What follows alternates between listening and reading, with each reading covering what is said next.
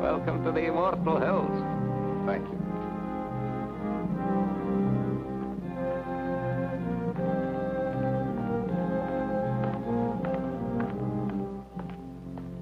So, by way of making you feel right at home, Bobby. Mr. Chairman. Come along, sir. After you. This is your place now, you know. Of course. It isn't as if you was any stranger here, Bob. Yes, but somehow this place all looks different to me. Like I never saw it before. Well, maybe I never had to. It's cold as an icebox in here. Oh, that thing hasn't worked in years. Cement holds the wet, you know, makes the air a wee bit Christmassy. Won't bother you none once you get down to work. I'm not sworn in yet. Oh, that's only for show, sir. Now, let me see if I got the list of committee men right. First, Chairman Robert Kraft, yourself. Mr. Honiger, Treasurer, your Uncle George, Secretary, and of course Mr. Trowbridge and Mr. Bates, making 5 in all, right? Right. You can find me at any time, my dwelling straight across the boulevard, opposite the gate.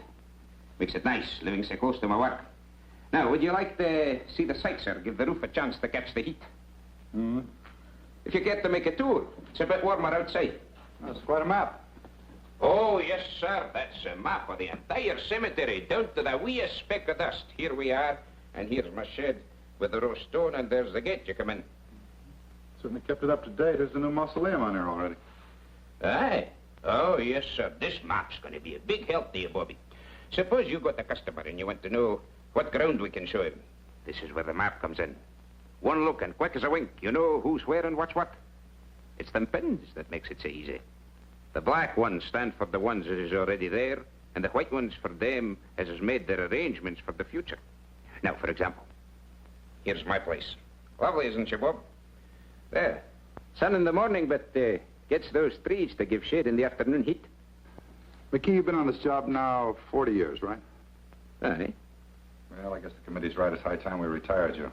Nothing to worry about. Full pension. You draw the same check every month. I'm to be paid for nothing from now on? No, you're to be paid for 40 years of devotion. And that's something. Anyone in mind to replace you?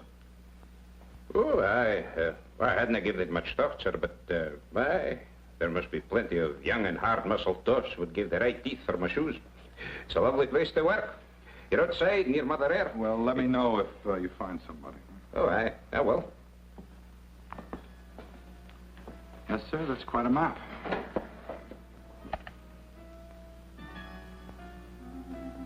Pardon me, sir. I just wanted to show you where we keep this in case of emergencies. No need to worry, though. We haven't had none yet. Oh, you expecting visitors, sir? No, but that sounds like Stu Drexel. Oh, aye. Drexel and Pretty Beth Ferris. Did I hear they was promised? Looks like they're hitched. She finally caught me, Bob. Betty, many happy returns of the day. Stu, that's a great place you picked for a honeymoon. Oh, marriage has made me conservative. How about it, Mrs. D? Can I carry you over the threshold? I still don't think it's so very funny. I think it's positively awful if you really want to know the truth. Oh, Bethy, don't be that way. What's the trouble? How would you like to get a cemetery plot for a wedding gift? Now, Bethy, you know Pop never meant it for a present. It's just a formal, legal sort of thing. You see, Dad left part of my inheritance in trust for when I got married. One of the provisions was that myself and my wife had first-class accommodations here at the Immortal Hills. Doesn't cost us a cent, but we have to buy the plots before the bank will let me have the cash. You know, Dad, he never did consider me much on responsibility. He was a very smart man. Oh, aye, that he was. And though a bonny bride should have her thoughts far from doom, it's a lucky girl whose father-in-law provides from the beyond for her future. Isn't he sweet? Thanks, Scotty. Bob, give us a couple near the old man, will you? And call up Owens at the bank in the morning so I can cash a check. I don't think it's funny at all.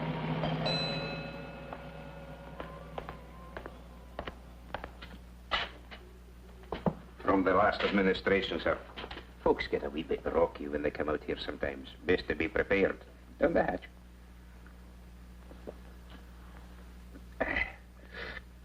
Thank you. Oh, over here. That's where the Drexel bunch is. It'll get so you'll love it out here, Bobby. It's a fine and green and lovely place. A fine place to slip away from the cares of the world. Slip away and live a wee bit.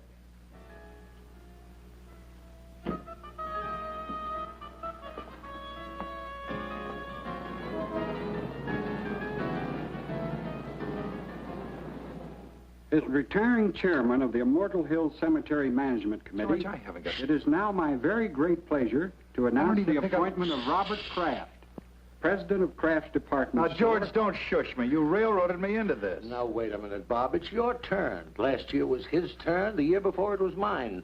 Nobody refuses to take the chairmanship. Partners, Henry. President of Kraft's department store. Why? Nobody ever has. It's just not done, son. Well, can you give me one good reason why I should take over the management of a whole big cemetery when I'm up to my neck in my own business? As retiring Hold it. Of course I can. Tradition. Particularly for us Crafts. You always harp on dignity, honor, prestige. Well, how do you think we got it? Because your great-grandfather, your grandfather, and your father served on every community project, board, and committee that was ever created. They served for free, but they did it for business. That's what a fine family has to do in this town. And you can't refuse to do it without losing a lot of respect from our customers. And another thing, it's just not done. Well, pass me over till next year. I'm up to my ears. Bob, do you realize you're talking about only a few hours a month at the most? McKee, the caretaker, handles everything. All you do is show up once a week and sign the checks. It's getting late, George. Proceed, Henry. Raise your right hand. Well, what about Bill Honegger? Raise your right hand. Do you, Robert Kraft, swear to discharge the duties and responsibilities of this office faithfully and completely to the utmost of your abilities? I do. Congratulations, Bob. Thanks, Mr. Trowbridge. Thank you, Uncle George. Okay, Miss Lane, you can put through his calls now. Thank you, Mr. Watson. I'll ring him for you now.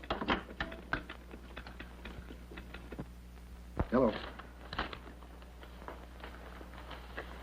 There's a guy named Watson on the phone. Says it's urgent. You know him? Of Olds and Watson? Olds and Watson, you know. Oh, the Undertaker's swell. Hello. Well, thank you very much, Mr. Watson. I'll do the best job I can. Yes, sir. Oh, you're kidding.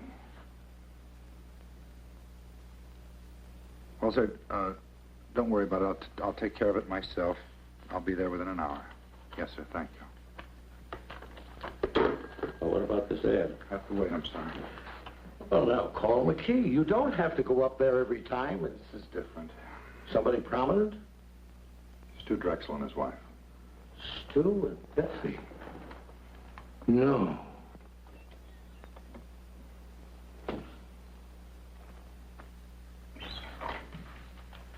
Hi. Hi, Jess. McKee, this is Mr. Jessup of the Milford Herald. Hi, Jessup. Oh, the west slope between the Pattersons and the Finleys. What else is new? You were my big news for the day. Asked about plans for the coming year, Kraft revealed the Immortal Hills will install a drive-in bar to stimulate additional trade. I'm stuck with the obituary detail. Boy, it's cold in here. Key, let's get that heat on that letter tomorrow. Huh? We better get ready for the interment. Aye, that'll be done, sir. And you better change the Drexel pins. Black instead of white. Oh, they already got black pins, sir. Oh, who changed them? Well, now, the last I remember was the very day they come out here to give you the order, and you stuck in 2 pens. Yeah, I guess that's right. I must have picked up the wrong color. Hmm? Well, nothing. It's just a little weird, that's all. What? Well, the kids came out here right after they tied the knot. They bought a couple of plots. Stu was complying with some technicality in his trust. And it was all very cute. We had a couple of laughs. And afterwards, I jabbed 2 pins in the map, white pins, I thought, just to make it official. And I hear today they've been killed. And the maps had them on the blacklist all the time. Okay, so what? Well, nothing. It just made me feel a little eerie, that's all. I think he means he marked the young couple for death, sir. Yeah, I guess that was it. That must have been the feeling I had. Well, it's funny what'll go through a guy's mind, isn't it? Do me a favor, McKee. If he starts fooling around with those pins again, be sure he stays away from the west slope, between the Pattersons and the Finleys. Indeed, I will, sir.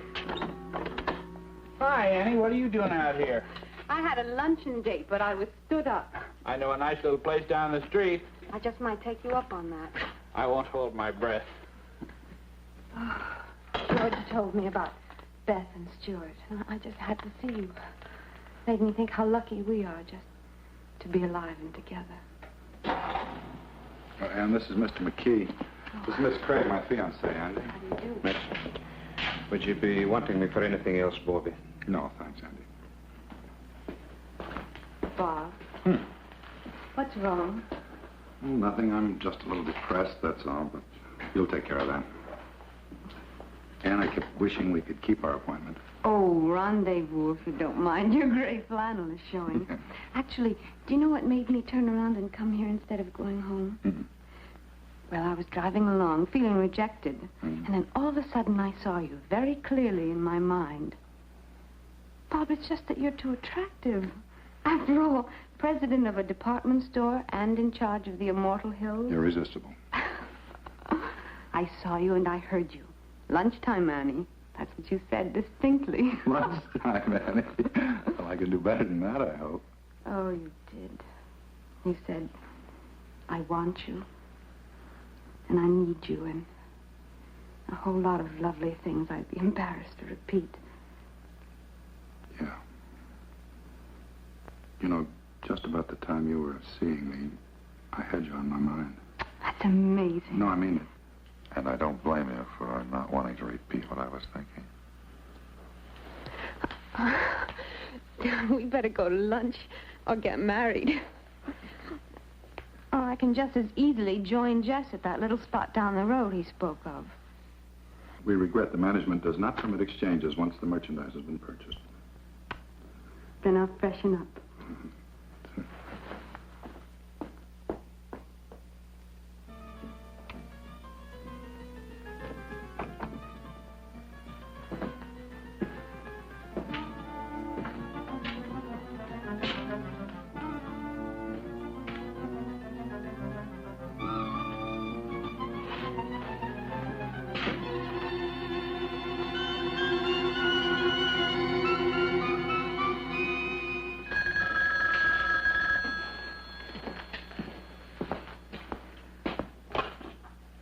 Immortal Hills, Kraft.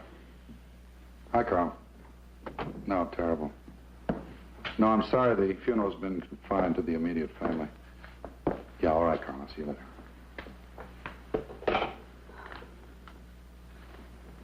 No, no.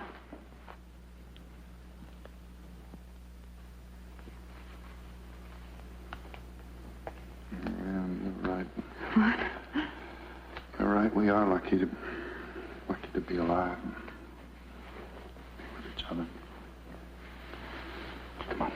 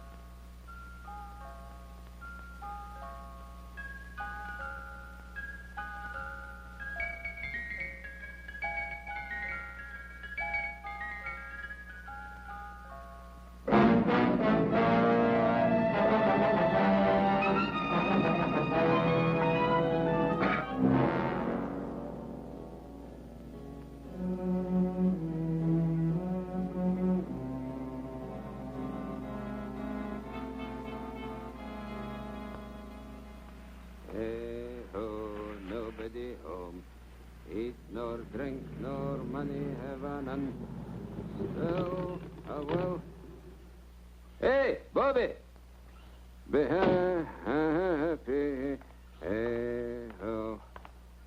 Ah, I picked the Strexel stone for glass. Fine and rich and swirly. I'm a granite man myself. Bobby! Bobby, I've got a surprise. Found your replacement. Oh, well, no, not yet. But I'm scouting the countryside. This is far sweeter.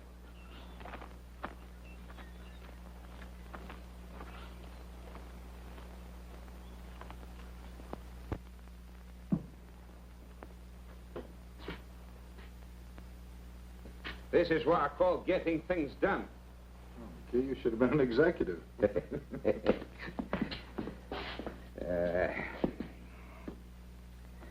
Hey, best take off your coat, Bobby. You'll be getting overheated. Fairly quiet this week. Only one passing. Now, if you'll just sign these. Let's get rid of these flowers. Oh, aye, they smell a wee bit sickly. I was hoping to keep them for the burial this afternoon. We need much help? Oh, no, this is just an average funeral. They don't come like the Drexel doings every day, thank the Lord.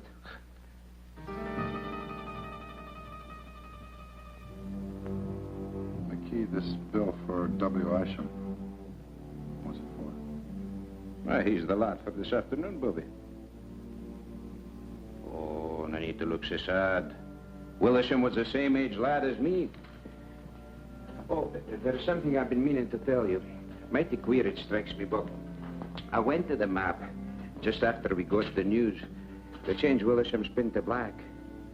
It was already black. Looks like there might be something creepy up with that map. Changing pen colors without human assistance, no less. I've changed Mr. Isham's pin, Andy. You... But, Bob, you haven't been here since he died. Jessup, please. I know, I changed his pin before he died, not after. Jess, it's Bob Kraft. Can you come over here right away? No, I'm at the cemetery. That map's nothing but an old piece of paper hanging on the wall. All you do when you stick pins in it is to make holes in the paper. White pins, black pins, safety pins. It doesn't make any difference, see? Well, look, it's unfortunate that it worked out this way, but coincidences are part of everyday life. Some are funny, some are pretty odd, but this one isn't even good enough to make the back page of the shopping news. That's all it is, Bob, coincidence. Yeah.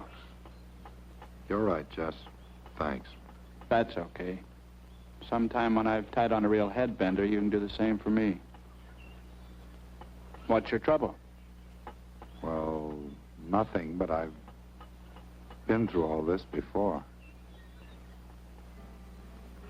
The grass, and the quiet, and that sound. I never knew what it was. It's the sound of a name being cut into a headstone.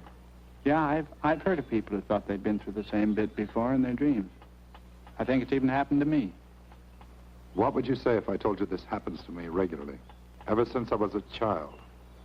Sometimes as often as every other week. I'd say you were sensitive or exaggerating. Third floor sportswear, 9280 gross. Compared to 8500 as the same date last year. Basement sportswear. I'm going to call Bates and Honegger and Trowbridge right now and tell them I'm quitting. Don't worry, George. Nothing drastic will happen to the store. My mind's made up. You mean mixed up? I've lived in Milford all my life, and I can't remember any man who ever let that place get the better of him. Why, when I was chairman, I'll bet I stuck the wrong colored pins in that thing a dozen times. If I ran out of one color, I used the other. You've only been down there a couple of times. George, I put black pins in the map for the Drexel couple the day they were killed. Now, I didn't think anything of it at the time. And then I took a white pin out of the map, quite at random, and I put a black pin in its place, and today I find out the old man it belonged to died during the week.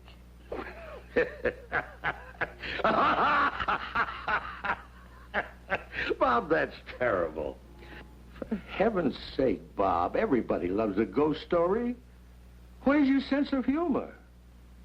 You don't really believe that stuff you're telling me, do you? No. But I still think I may be learning something about myself.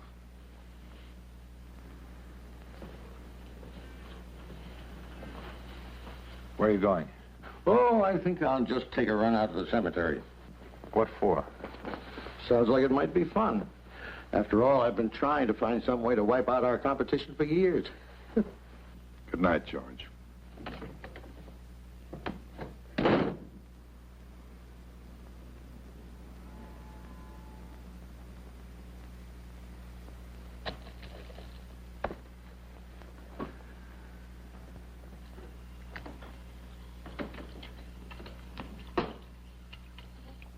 Want to take my car?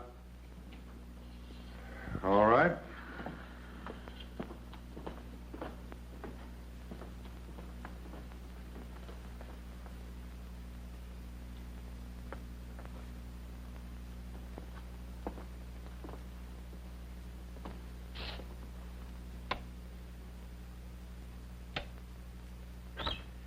Won't be but a moment, sir. No, don't bother, McKee. I think I've got it.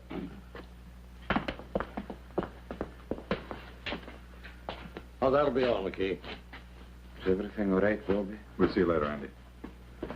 Well, the place hasn't changed a bit since I was chairman. 2 more pins in the map. Black ones. White ones, too. Sit down and relax, Bob. I think I can get this whole thing cleared up for you. What are you going to do?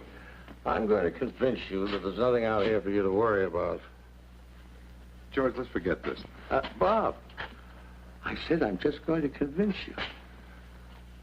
Well, George, suppose you took Henry Trowbridge's white pin out and put a black one in its place, and tomorrow morning he turned up dead. It's not a chance. Well, I know not a chance, but suppose by some weird coincidence it happened. Now, it's happened to me 3 times already. I deal strictly in facts, son. I don't go for this coincidence spunk. But if Henry Trowbridge even looks a little peaked tomorrow, you can resign and I'll back you up. Now, Henry Trowbridge, let me see if I remember. I just mentioned Henry as an example. Now, you're not going to use him. Well, Henry's as good a choice as anybody, considering he directly preceded you as committee chairman. Wait a minute, George. You better let me put the pin in. If you do the honors and nothing happens, it won't be quite as conclusive. By all means, let's not diverge from the established pattern. But I'll have you know, I was no slouch when it came to pinning the tail on the donkey when I was a kid. No reflection on Henry. Go ahead, Bob.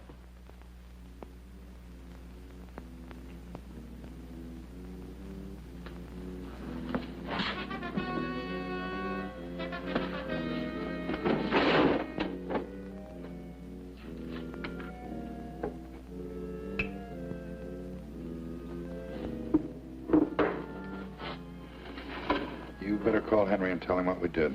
He'd only think we were kidding. No, he'd believe you. Then he'd call my physician, and he'd reserve a nice quiet room for me at Providence Hospital. Let's keep this quiet, my boy. Henry can't complain. After all, if his term had run a week or so longer, he might be having the willies instead of you.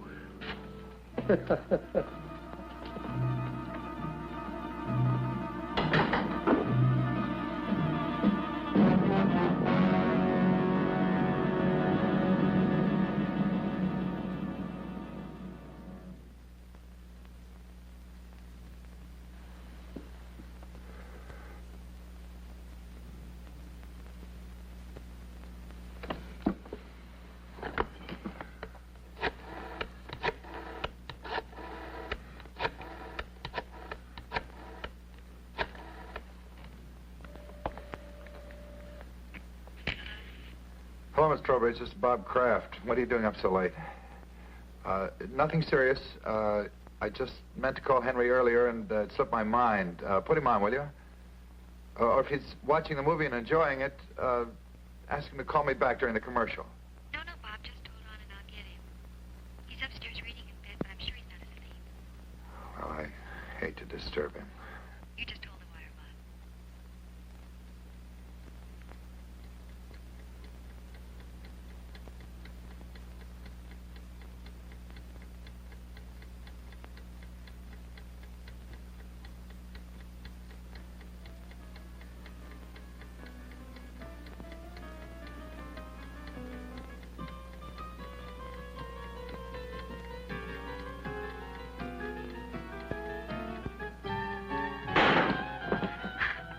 Hello, Henry?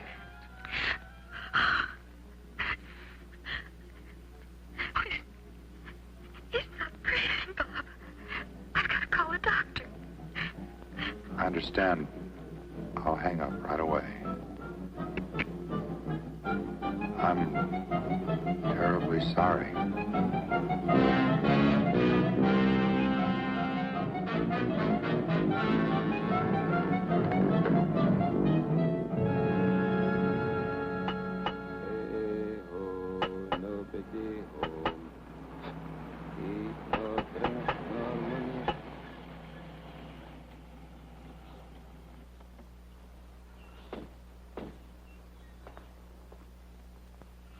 Wait here. This won't take long.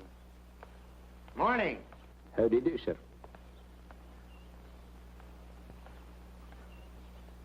Well, I don't understand it. Jess said he'd be here in 20 minutes. Lieutenant Claiborne? So that's it, huh? Sure big enough. There are the black pins, eh? We're particularly concerned with these four. Isham and the Drexel couple, and now Trowbridge. Let me get this straight, Mr. Kraft. You say that every time you stick a black pin in the map, people turn up dead? That's right. Well, go ahead, Lieutenant. You think I'm a crackpot, and I hope you're right. I just want to prove it beyond a reasonable doubt.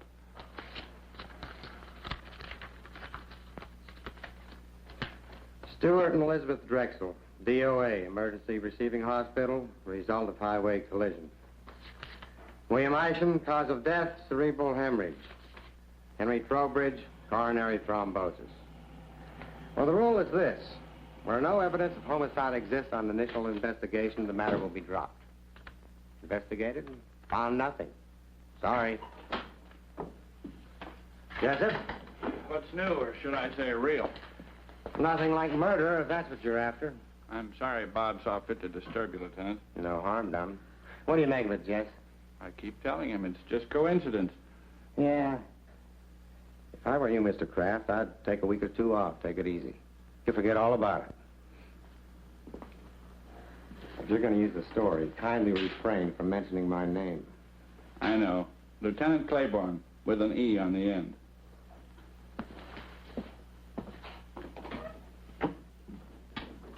Boy, I think 4 deaths could appear so flimsy to a policeman. You never should have called the police. Claiborne's one of the best. Any other guy might have Look for a big, heavy book to throw at you. Yeah, maybe you're right. On the other hand, maybe that thing's dangerous. Really dangerous. Or maybe the element of danger is in a man. In me. Bob. Is there something different about me, Jess? I'm really beginning to wonder. Hey, buddy. If there is anything to this map, don't go blaming it on nameless forces. Maybe somebody's trying to scare you. Could be you got an enemy or two.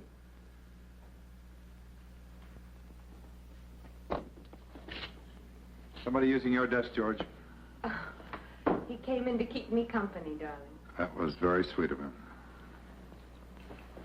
Oh, darling, you must be dead tired. I'm all right. No sleep, and then to have to go back I'm out all there right. again?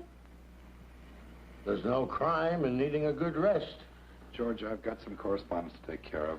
I've already taken care of your mail, and I took the liberty of making reservations for you. Flight 33, leaving for Miami at 5:45. My pal Sanford owns one of the finest hotels on the George, thanks anyway. There's nothing I'd rather do, but I can't possibly go now. Bob, I gave you my word. If anything happened to Henry, you could resign. I talked to Charlie and Bill Honiger, and they understand completely. It's all fixed, son. The situation's changed. Until this thing's cleared up, I'm not about to resign. Oh. And when you tell the others, ask them to meet me here in my office, 7:30 tonight. Awfully short notice. The committee can't just ignore what's happened. I guess you're right. Darling. And I'm sorry, I didn't mean to snap at you. Now, why can't you resign? Well, because possibly something real, unreal, I don't know, is waiting to kill one of us every time I jab a black pin into that map. Bob, if you're talking about Henry Trowbridge, the poor man died of a heart attack. Heart disease is the country's #1 killer. Maybe not in Milford. Oh, Bob, you can't mean that that map is literally killing people? No, Ann, maybe it isn't the map. Well... What about the other day? You saw me, you heard me. Lunchtime, Annie, I want you, I need you. Bob, I was obviously trying to bring a little romance into our very dull and dismal lives. No, Ann, don't try to deny it. I now. do deny it. Bob, I love you. I'm not in any sort of occult thrall to you. Hey, can't you take a joke?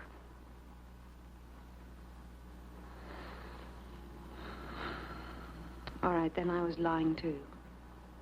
Does that bring you back to reality again?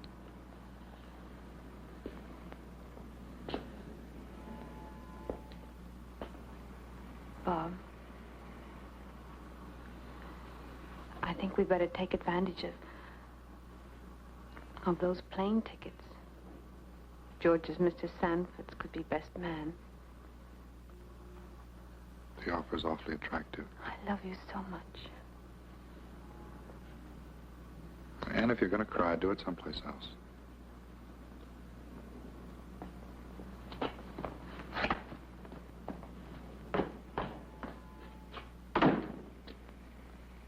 Now, Bob, it's real simple. We're willing to play ball with you. If you want to remain chairman of this committee, we wouldn't think of trying to dissuade you, because we have confidence in you. Full confidence. All the confidence in the world, Bob. Now, all we want before we break this up is a promise from you, Mr. Chairman, that before you turn in tonight, you'll go out to the cemetery. Now, let me finish. You'll go out there and change my white pin to black, and Charlie's and George's. Just as simple as that. And then go home and go right to bed. No, sir. You're not the committee, Bob. You're only our chairman, with the duty to carry out the will of the majority. We feel that you should do as Bill said, because it'll put an end to this business once and for all. Otherwise, we'll do the resigning right here and now. Well, let me sleep on it. Let's all sleep on it. I don't think you people realize what might be involved here. Motion defeated. Tonight. Well, your devotion to the principle of majority rule moves me deeply. Okay. And good night.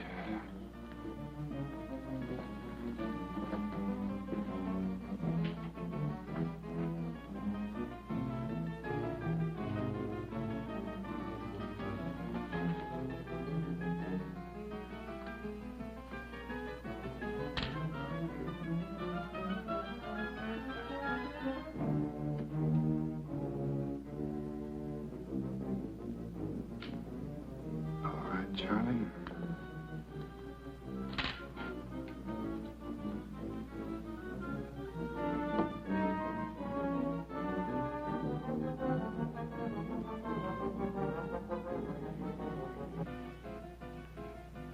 Here goes nothing, Uncle George.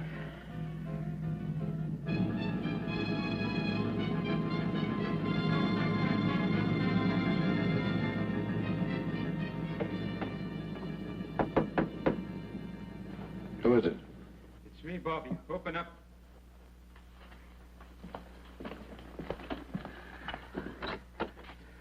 I seen your car lights from my window driving through the gate, so I come running. You needn't have bothered McKee. You put in a full day already, and I'll see you tomorrow. No. Bobby, please. Bobby, listen.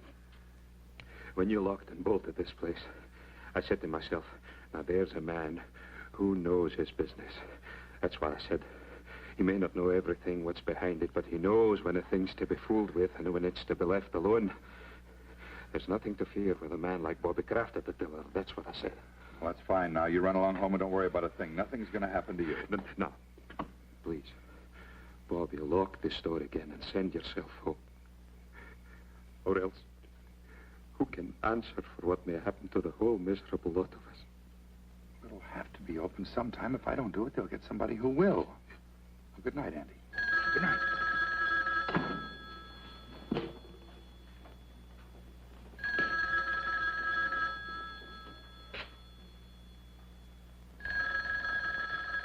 Andy, go home.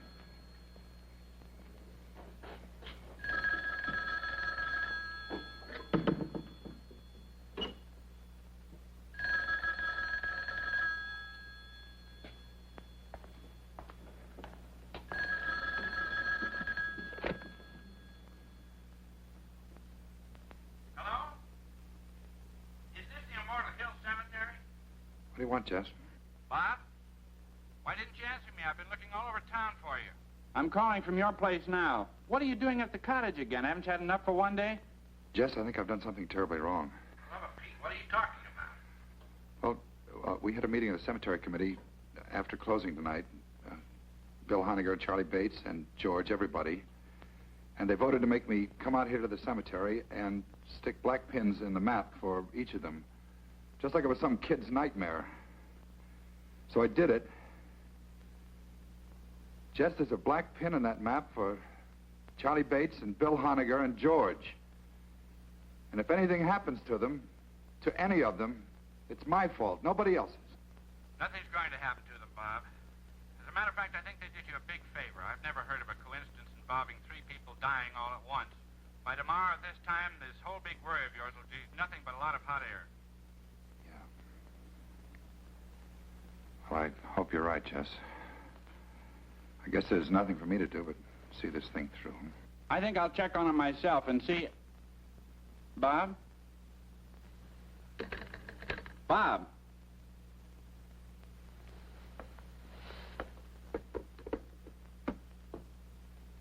Honegger, Bates, and George.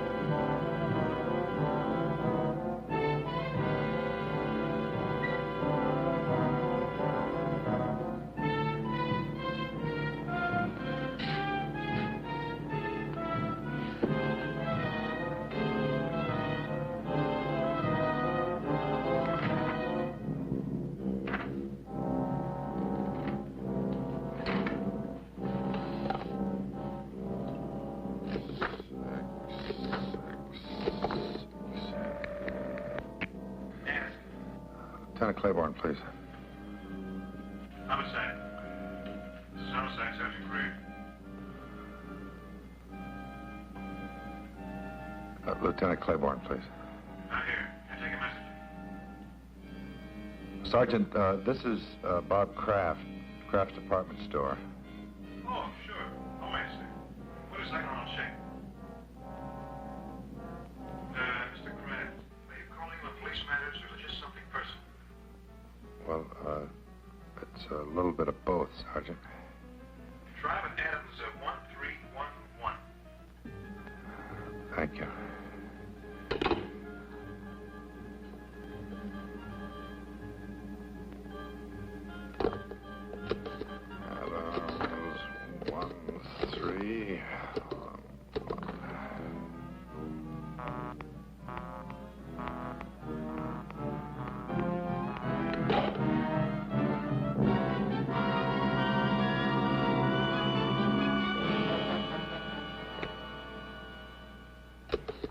Adams 1311. Adams 13.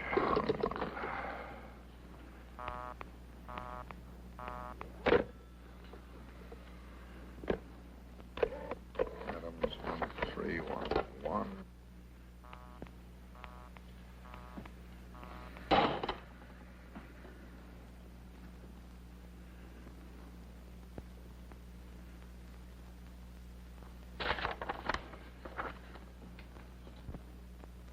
Bill Honiger, Adams 1311. Adams 1.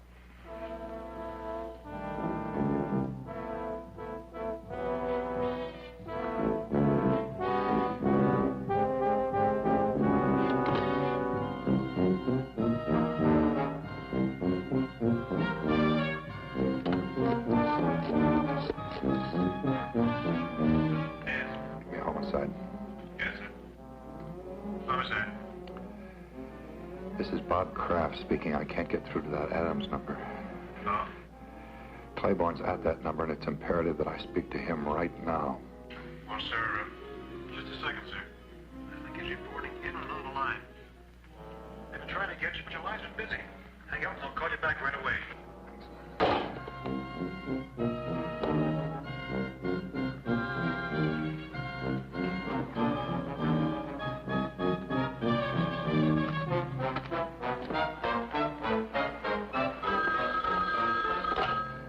Something happened to Bill Honiger. Hello. Yes, Bob. Just, I'm expecting a call from Claiborne. Hang up. Call me back in 10 minutes. Claiborne's with me. Let me talk to him. He's not here now. What's wrong, Jess? Bill Honiger's dead. As soon as I found out, I routed Claiborne out of the sack and filled him in on the whole wild story. We were over at Honiger's in 10 minutes with 2 squad cars detailed to cover Charlie Bates and your uncle. How did Honiger get it? Well, he didn't. That's the trouble. What? Poor guy just dropped dead. Nothing out of the ordinary. Bates? Charlie Bates? They found him in his apartment. Say it. No homicide. He just stopped breathing. George? George, yeah. I called and told him about Honiger before I left for Claiborne's. By the time the police got there, George had already left. Well, they'll find him, Bob. Don't worry. I'll be waiting for word about George. Let me know.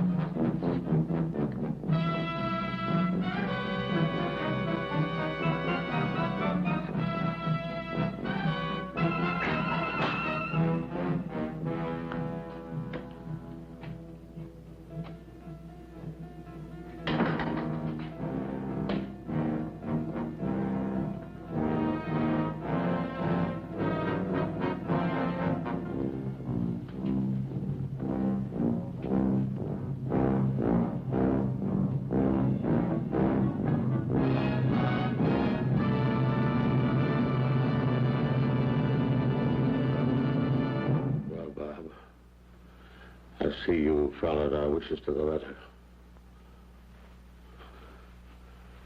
Come on.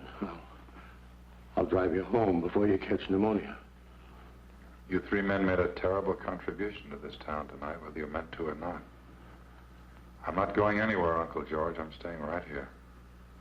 Well, I'll admit that what with Charlie and Bill going so suddenly. Charlie and Bill and Henry and Isham and Beth and Stu. Stop looking at the map. You're looking at it. I'm looking at you. We're both waiting, aren't we, Uncle George? Waiting to see if you escape. Escape dying? Nobody escapes that, my boy. The only question is how long. The only question is, does a man die in his own time or in the maps? So far, everyone's been forced to conform to its schedule. Everyone but you.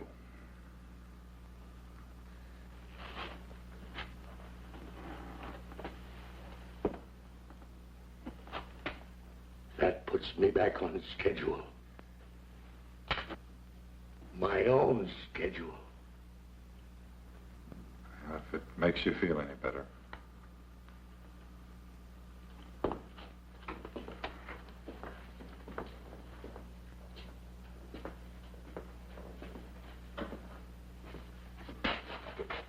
Let me tell you something.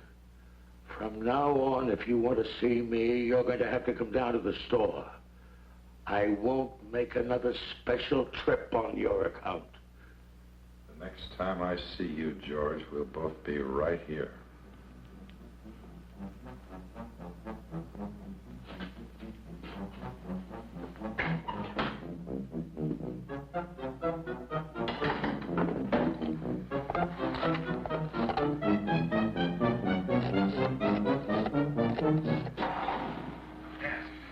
Homicide. Homicide. This is Robert Kraft out at Immortal Hills. Bourne speaking. Lieutenant, my uncle just left here. I think under the circumstances, the least you can do is put a man on to watch over him, no matter how ridiculous the situation seems to you. Thanks a lot, Mr. Kraft. We'll take care of it right away. He's wearing an overcoat over his robe and pajamas. We put a description of the wire quite some time ago. And you do think there's danger? Sergeant, Kraft, George F. driving east on Bunker Hill. Road, probable destination, manor, apartments, big one. We'll have your uncle safe inside of 10 minutes, Mr. Kraft. You'll hear from me.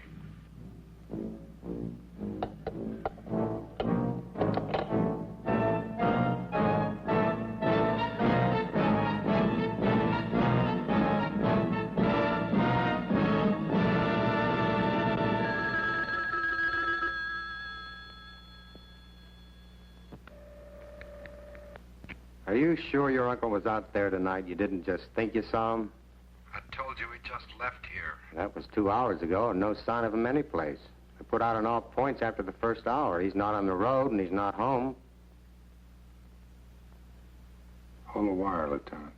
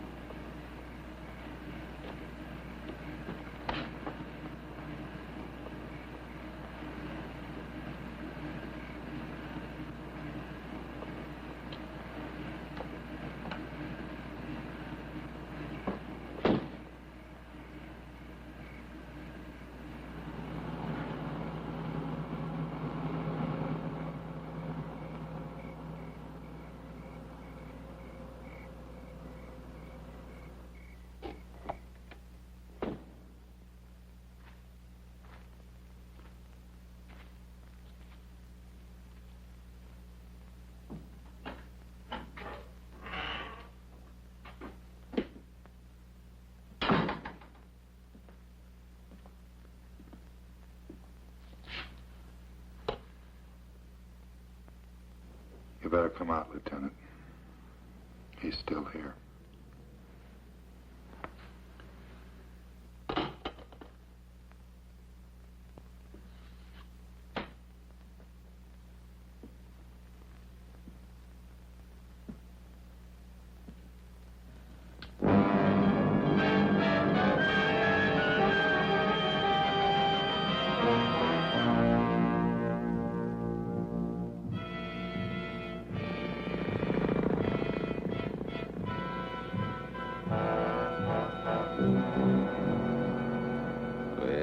All the day, Randall, my son, where have you been all the day? Andy! Someone, I've been out hunting, mother.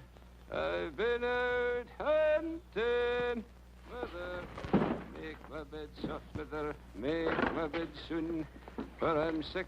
Andy!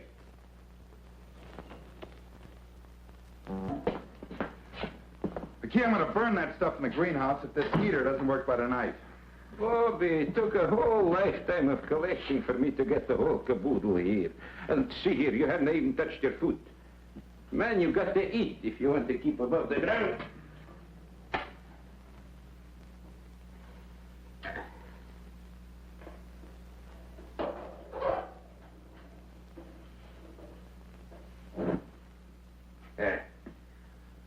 Lights for me, Bobby. Of course, I can't answer for what happens after sundown.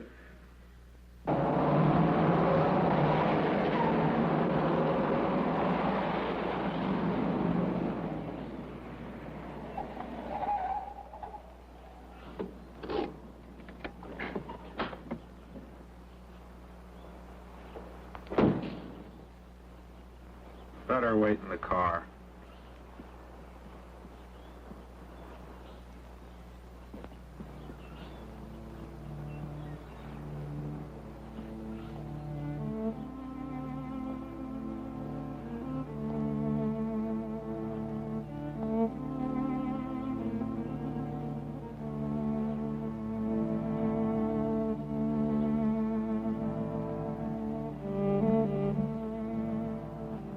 Irresistible. Aren't I crazy? Completely. I'll never change, I'm afraid. Annie, I'll see you later. Bob, please. I take it back. What? That day in the car, I did see you and I did hear you. I really did. I should never have denied it. It's all right, Annie. I'll see you later.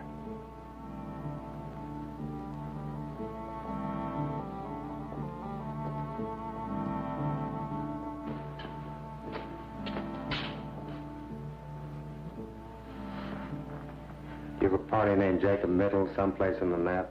M-I-T-T-E-L. William Porter? Sure. You know him? Yeah. We contact the French designers through Mittel. Matter of fact, he's in Paris now. Better strike him out. Jay? Go ahead.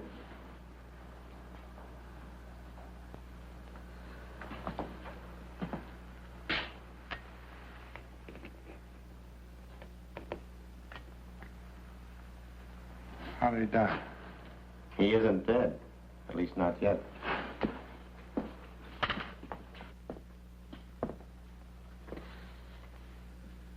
I know what you're thinking, Mr. Kraft. You're thinking that we tricked you into killing Jacob Mittel. Well, you're 100% right, so try to relax, huh? This one's on the police. You see, Jacob Mittel's in the prime of life. No previous major illnesses, no record, life expectancy, exceptionally good. And he's in Paris with all that ocean water to protect him from this mess. Up until now, all the deaths have been confined to the local area. If it strikes somebody on another continent, then we've really found something. I knew I should have gotten rid of those pins 4 days ago. Even the map, the whole thing, out. What I want to know is, what are you going to tell the district attorney is responsible for these deaths? We gave this case a real full-dress investigation, Mr. Kraft. Questioned you and all the other suspects and witnesses until a point of comedy. Found nothing. No motive, no opportunity, no suspect, no crime, no weapon. Except 7 pins went in. And the 7 people died, not 1, 7. Who put in those pins? You did, all 7. Other chairmen and so on have been putting pins in that map for years, and nothing happened. But with me, it isn't impossible for a certain kind of man to be endowed with powers that nobody had ever dreamed he could have. A lot of scientists claim that. Maps and pins can't kill alone. The power of a human brain has to be behind them. Like in the Indies, I guess, those voodoo dolls you hear about. Which doctor sticks pins in the thing until the guy in question is jinxed into dying. Of course, I know he didn't mean to kill anybody.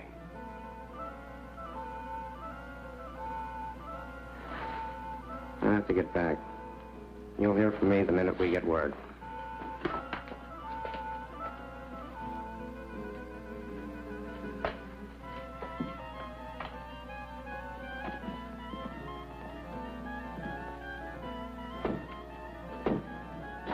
I think I'd best be running along, too, Bob.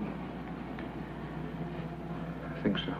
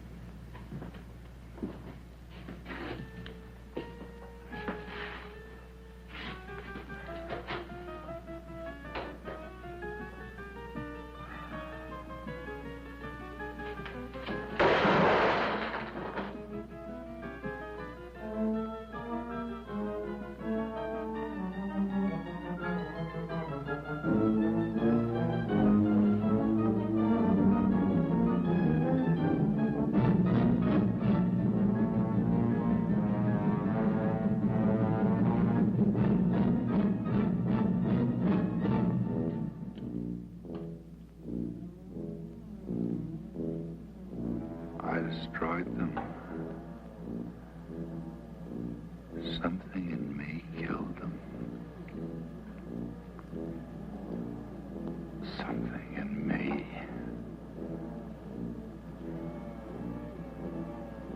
But I couldn't refuse the job. Not a man with my reasoning power.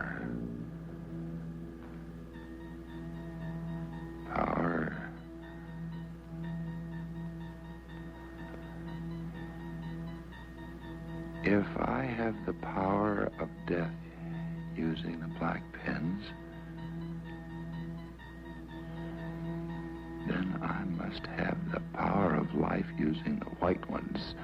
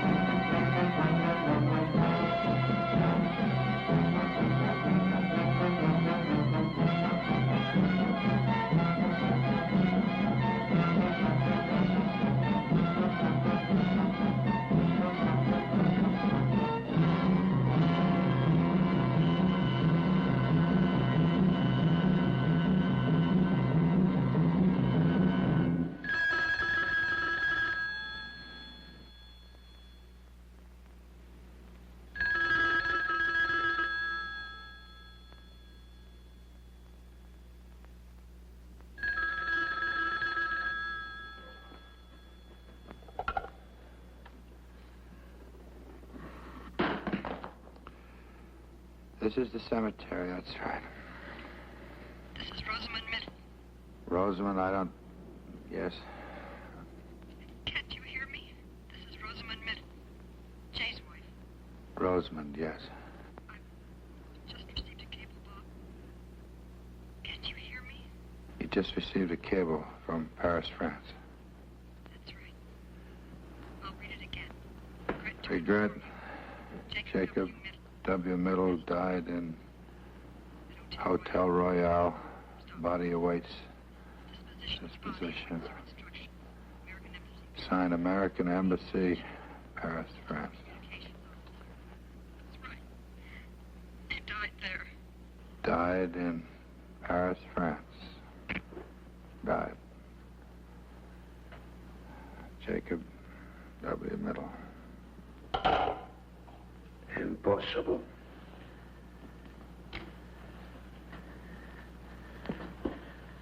Impossible. He cannot be dead. What? What? You still think that thing's the killer? Or your own puny power, Mr. Chairman? The only power you or that map ever had was me, so far as killing goes. You marked them for death, Mr. Chairman, but who did the deed? Andrew McKee. Oh, Andy. Why? You and your high and mighty committee, turning out a man with 40 years of service on the grounds. 40 years. I told you, Andy, a full pension. It isn't cash what keeps a man going, lad. What keeps his feet on the ground and keeps him on the job till the Lord makes him quit. The Lord, but nobody else. This is my hills, my lands, my activities. Aye. We come a long, dark road to put this gun to your head, Bob. Andy, we never tried to take anything away from you. Aye. I made sure of that. I snuck up on each one of them in turn when they was alone and held them fast like so until they went. Aye, even big old George, your uncle, left as easy as a baby. Middle. That doesn't explain what happened to Middle. Middle's dead. Will you stop that confounded talk, man?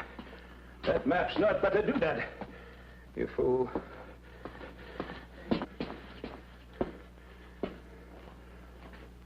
There is nothing to fear here.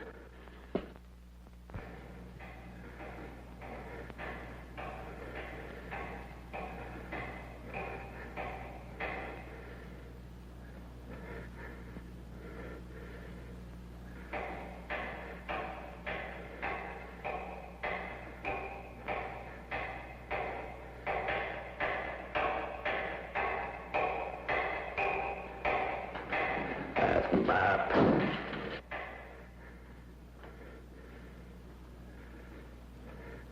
Andy, talk about something else, quick.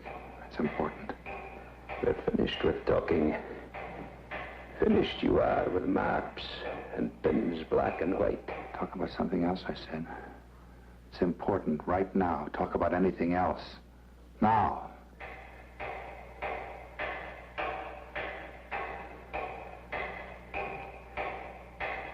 Why? Because I caused you to kill those people. Andy, you better get this straight right now. You heard that lieutenant. It's possible for some people to have things inside them that make other things happen. Nothing is impossible for a man like that if he thinks about it hard enough. I know you, Andy. You're no killer. I made you do it. You talked me into killing them? Then they could all be back. Andy, I never knew it. How'd you come for that? That noise. Can't you hear it?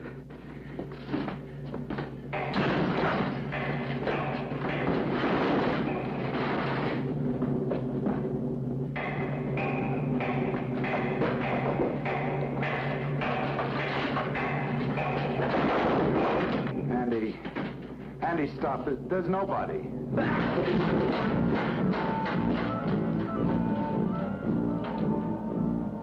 They could all be back. They could all be back. Stop.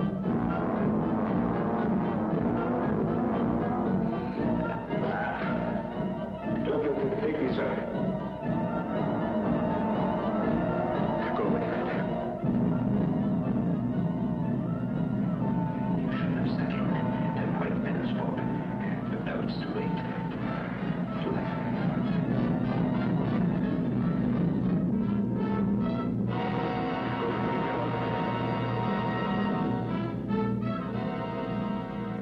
Little fight.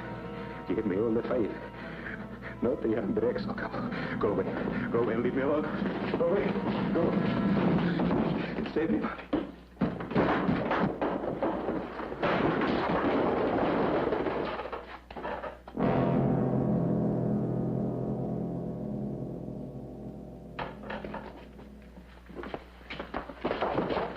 He's dead, Lieutenant.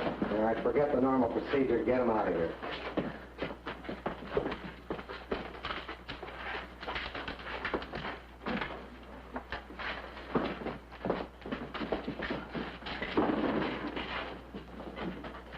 Exhibit A. He really didn't need it. They died of fright first, just like he did.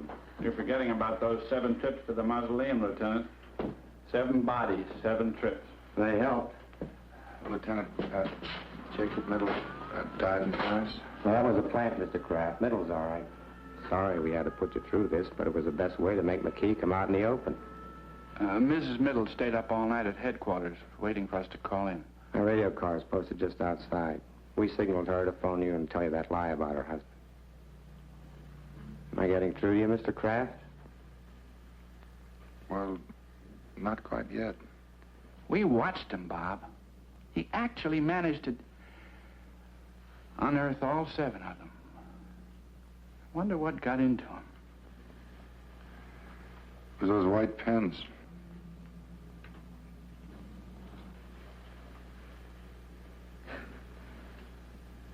It was.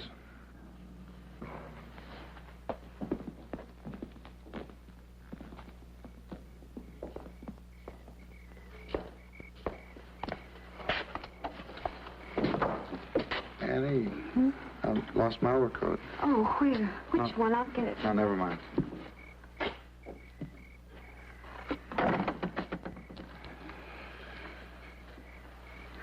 I think I can find it myself.